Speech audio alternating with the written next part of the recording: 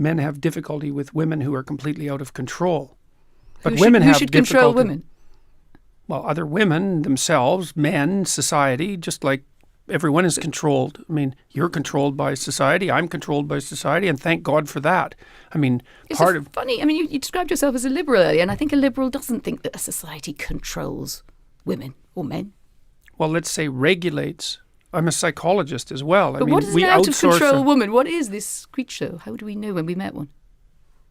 Well, I'm sure that you've met women in your life that acted towards you in a bullying and detestable manner. It's very difficult for women to cope with that because they don't have any real recourse.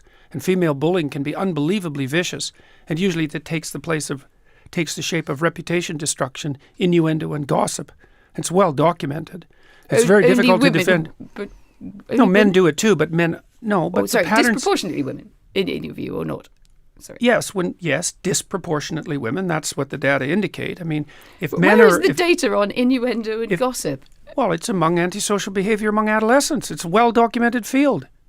So, because people look at aggressive and antisocial behavior in women and in men.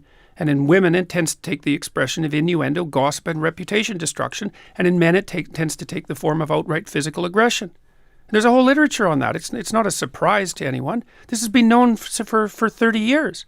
I mean, the rates of antisocial... I think the idea of the female gossip probably predates 30 years. Well, it does. By a long time, but that doesn't make it gospel, but really, people does it? No, it doesn't. But people have looked at how women express... Look, women have to express aggression somehow unless you're willing to say that they're not aggressive. They tend not to do it physically, not to the degree men do, so they use other channels.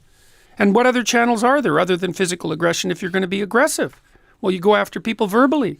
You go after them with innuendo and gossip and reputation destruction. And that's how it works. And just to be clear, that you think that's predominantly a female modus operandi? It isn't that I think that. Well, it's that the clinical literature indicates that.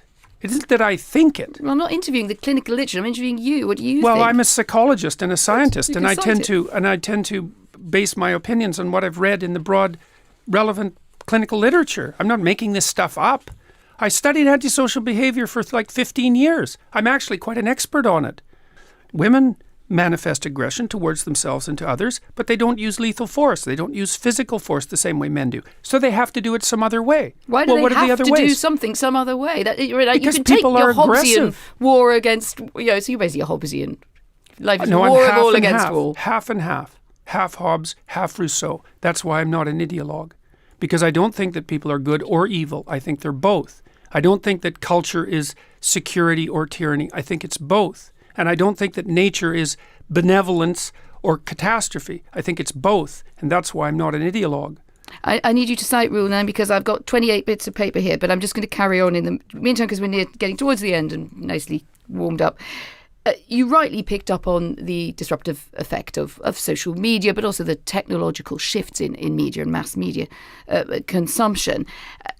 My argument was that this might be, leading to a polarization. That people like you who are immensely successful within this milieu, also driving your book sales. You just as I'm talking to you, hit the top of the Amazon list here in the UK.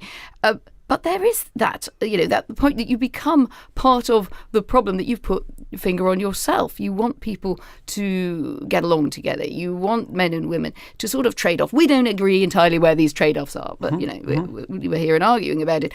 And yet at the same time, you succeed most when you say something very provocative that goes viral. You think you're sort of trapped in a paradox. I don't think that's when I succeed most.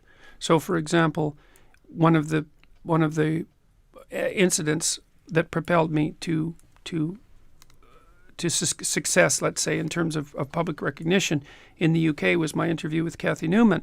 And the reason that propelled me to success wasn't because I said something provocative, but because I refused under substantial duress to say anything provocative. And so part of the reason that I've become popular to the degree that I have been is that I'm actually very good at keeping my temper under situations that would not... under situations where there's substantial reason not to, let's say.